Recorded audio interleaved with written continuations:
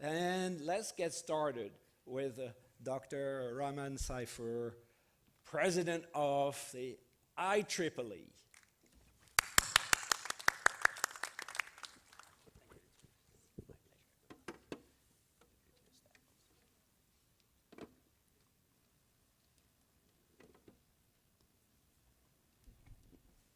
Good afternoon. I will speak as the president of Power Energy Society to talk about the society's involvement globally, India included, talk about where we see the big picture, and then rest of the other 6 speakers, I hope, will fill in the gaps. So let me get started. So this is where we belong. IEEE is a huge society with 427,000 members. After US, India has the second highest IEEE members. It's a big country, big membership. We are broken down into 10 regions, 1 through 7, North America, Canada included. 8 is Europe, Middle East, and 9 is South America. 10 is rest of the world, India included. Those are the numbers, it's not important. What I'm focusing on, as we see, what is the characteristic of a modern electric power grid. These are long-term aspirations. We cannot get all of them applied today, but those are the targets. Resilient, reliable, secure, flexible, sustainable, and at the very bottom, affordable. This is, if you look at the top 5 items, if you don't put affordable, then money is no object. And as an engineer, you would know that at the bottom, the end of the day, money what counts. Like the speaker said, he has no problems he has found without a PO. So that's the affordability issue here. If you cannot pay for it, you cannot have it.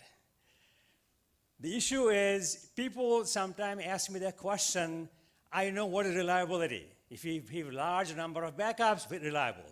What is resilient? There are 2 different things. Reliable means reliable. It is very secure, it hardly fails. Resilient means if it fails, then how quickly can you get back? A system very resilient can come back very quickly.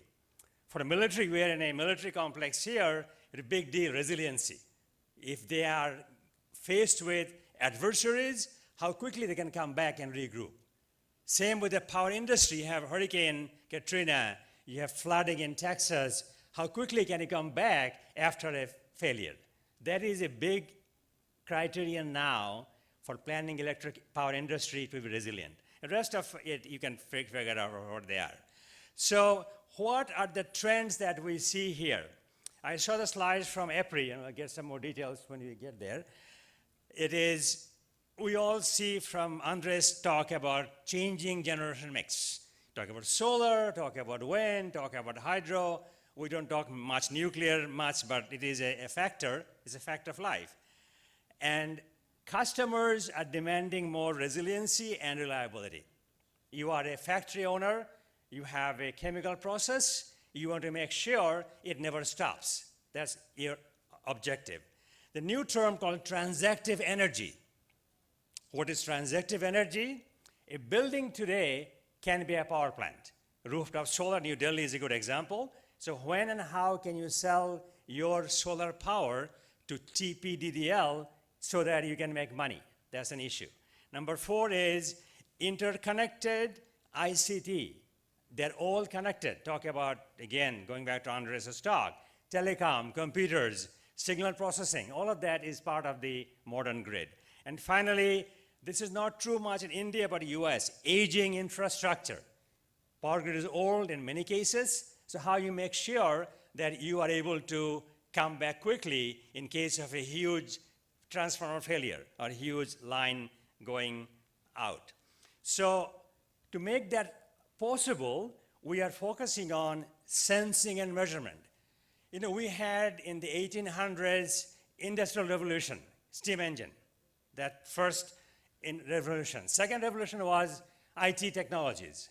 And third revolution today is application of sensor technologies. Everything is sensed for security, reliability, for resilience, for saving money, and making life easier for all of us. That's a big system. So how to make it possible? We must make the electric power system observable. You must know every feeder, every transformer, every switchgear should be visible to the control center so they know what is happening when. To make that possible, we need improved sensing for devices, buildings, and end users. Buildings are the building block. I gave a talk on smart cities this morning at Jamia. To me, smart city is not smart until you got smart buildings in the smart city. And then systems getting distributed. You get electric vehicle, you got rooftop solar, you got storage. They're all customer-owned, customer premises. How do you control them? Then talk about transmission system and distribution system. Transmission network is pretty smart already. You got SCADA system, fax system, but that level of expertise and sensitivity doesn't exist at the distribution level. And then, of course, you get all the data from all the smart meters. Like my house is smart meter. Before the meter was established, there was one number for my house, monthly electric kilowatt hour, one number. Now they got every day 48 numbers, every half an hour. 48 times 30 is big number, 1,500. Before one number, for my house now 1,500 numbers. What is the big data that is coming through? How is the data being used? My company allows me to see my half-hour data next day. I can see what's going on. I'm an engineer, I know what that means. Somebody who doesn't know engineering, for them it's a meaningless number. So how to deal with that number? That's a big issue. And of course, you have grid communication or reliable communication in the grid. Talk about network, fiber optic, all that. For example, in my case, in Virginia, how does the network established? From my house to the data concentrator, they have mesh network, microwave. Goes to a concentrator, from there to the substation is GPRS. They use cell phone network. Substation to the control center, their own fiber optic line. You got microwave, GPRS, fiber optic. All those things, 10 years back, we didn't know what that meant. Now it's part of our life. So that's different as we see going forward. So how is my society responding to this? We write standards and guidelines. IEEE guidelines are very well known. Richard knows that very well. We're a big deal in this. We offer many tutorials on standards, on IEEE 1547 standard, how to integrate to the grid. We have a lot of conferences. India hosts, from my society, at least 4 or 5 every year in power area. We have a program called Industry Engagement. I visited Mr. Verma's office last November, talk about how CEA can be a partner engaging with PIS for training of engineers. And you have a lot of engineers who are faced with new challenges. How can PS help you to get through that barrier, as an example? We have also Smart Grid Conference. We did one in India last year, in fact, ISGW. And we have Smart Cities program, which will talk about how India has a program of 67 smart cities. What does it mean? We don't really know. We know we have a list. How does it work? We'll have to figure it out. So Smart Grid, we are very big in this. We have a whole website, the address on the lower right-hand side of the screen, where you have tutorials, conferences, standards listed on Smart Grid. Next is Smart City program that we have been working on for a couple of years now, very extensive work.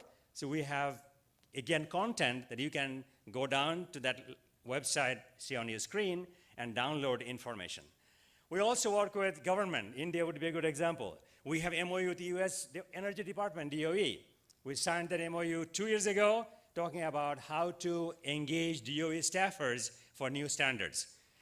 China, I wish I'd do in India someday. We did with State Grid of India last November. I signed the MOU with them, where we will be doing conferences, tutorials, standards development with Chinese agencies. So what are the key takeaways? We know that modern grid extends from your house to the power station. That's the grid today. Before, grid meant from substation to the power station. Now, we have come all the way to your house, maybe your refrigerator. People ask me, what is a smart grid? My answer is, smart grid starts at the refrigerator, ends at the generator. That's a smart grid. That's the size of the problem that you have to deal with. We have to be reliable, resilient, and engage the customer. Again, Andres talk. You buy all the electric vehicles today. Electric vehicle is not only a consumer product, also a power station. I can discharge the electric vehicle battery at 6 p.m., load is very high, and make money if I can, as an example. And we, of course, have a lot of standards, technical support, and we, as I said already, we're very happy to engage you, CEA, NTPC, and many others, BHEL, in India especially, for working with us as an example of where you can go. With that, I'll finish here. I hope I didn't take more than 10 minutes. Thank you very much.